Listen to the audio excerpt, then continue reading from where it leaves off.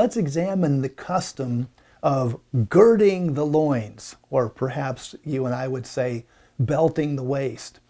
And this was a very important part of Eastern life because the men wore long robes many times that came down to the ankles. And so I'm sure some of you women have worn long dresses, and you're aware that when you're wearing a long robe like that, it can be hard to move. You can trip very easily. And so there was a custom in the East where when a man wanted to do something like run or move quickly, then what he would do was he would take the bottom of his robe and pull it up and tighten it into his belt. And that was called girding the loins, or as like I said, or belting the waist. Let's go to 1 Peter, please, chapter 1, verse 13. 1 Peter 1:13. I'm going to be reading out of the King James Version. Now, one of the things that I've noticed in studying customs, and I've been studying customs for many, many years, and one of the things I've noticed about it is that you have to be reading a literal Bible. In fact, I was surprised in studying this verse that the English Standard Version, which is normally quite literal, did not have the custom in the verse. They translate the meaning of the custom, but not the custom itself. The King James Version is very literal and has the custom itself. So here's the King James Version, 1 Peter 1:13, and it says, "Wherefore, gird up the loins of your mind, be sober, and hope to the end for the grace that is to be brought unto you at the revelation of Jesus Christ." So here's this verse that's a command in Peter, and it tells us, gird up the loins of your mind. And the modern versions read something like, prepare yourself for action, which, like I say, is a good translation of the understanding that the command to you and I as Christians is to be ready to act for God, that we're to always be ready to act for God. Well, let's talk more about this custom of girding the loins, because there's an important lesson here. And the lesson I think that we need to learn is that there's a lot of lessons, but one of the important ones is that in the East, people prided themselves in doing things like their ancestors had done. This is different from you and I in the West today. I mean, things are changing so fast in the West. I mean, the computer that you bought 3 years ago is a dinosaur. We even say, oh, my poor computer, it's a dinosaur. I bought it 3 years ago. And if you have a 5-year-old computer, oh my goodness, no one can hardly believe it. And your cell phone, your cell phone should be like this year's model. Things are changing so fast. That it's good and we think it's good to keep up, and we think it's good that things are changing, and it's good to have the newest thing.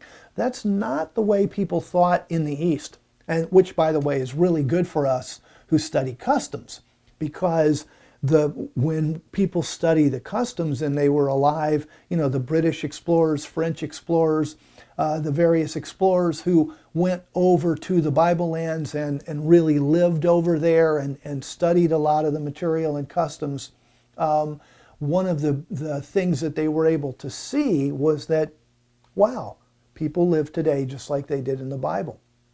And that was true for the most part. It really was, that most of the customs had survived in some form or fashion that was discernible, clearly discernible, which would be completely different than the West.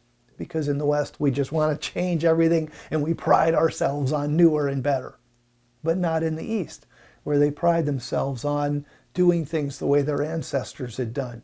And so here we are reading Peter about girding up the loins of your mind. Well, let's go back 1,400 years till the time of the Exodus, and we read in chapter 12, verse 11, God giving Moses instructions about how to eat the Passover meal. And he says, this is King James English too, by the way, King James, "Thus shall ye eat it, with your loins girded, your shoes on your feet, your staff in your hand. You shall eat it in haste. It is Yahweh's Passover." So, thus shall you eat it with your loins girded. So the custom of girding the loins, here it is in Peter, 1,500 years earlier, 1,450, It's back in the book of Exodus, and we see it all through the scripture. 1 Kings 18:46, after Elijah had the prophets of Baal executed, it says the hand of the Lord, that's Yahweh that in the Hebrew, God's proper name, the hand of Yahweh was on Elijah, and he girded up his loins and ran before Ahab. You see, he's not going to be able to run without girding his loins. All he's going to do is fall over his robe.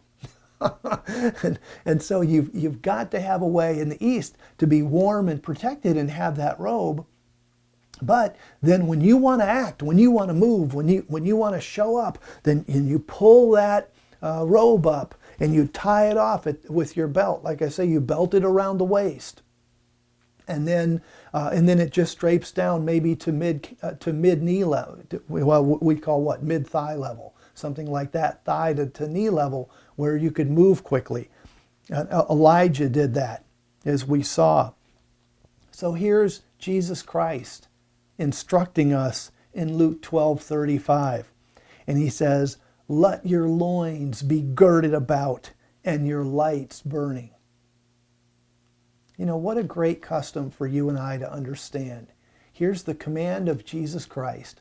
Let your loins be girded about.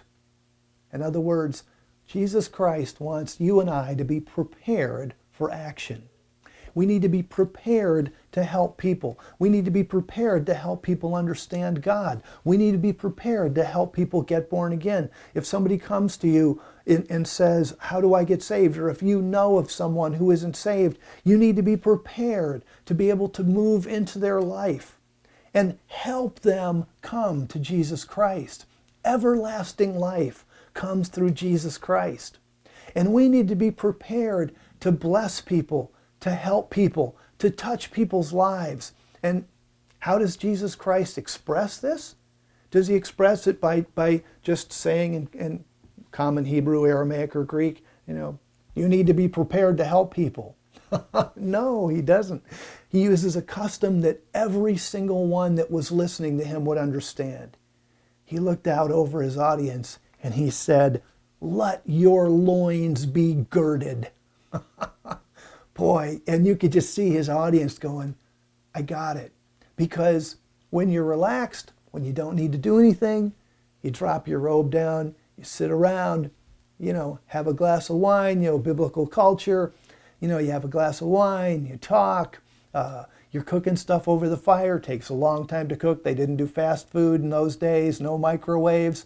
So sitting around cooking, big social affair. But Christ says, no. Let me tell you how your life's supposed to be. Let your loins be girded. That instruction still applies to you and I. You and I are to live with our loins girded. You and I are to live prepared to act for God and His Son, Jesus Christ. Let's get about doing it. God bless you.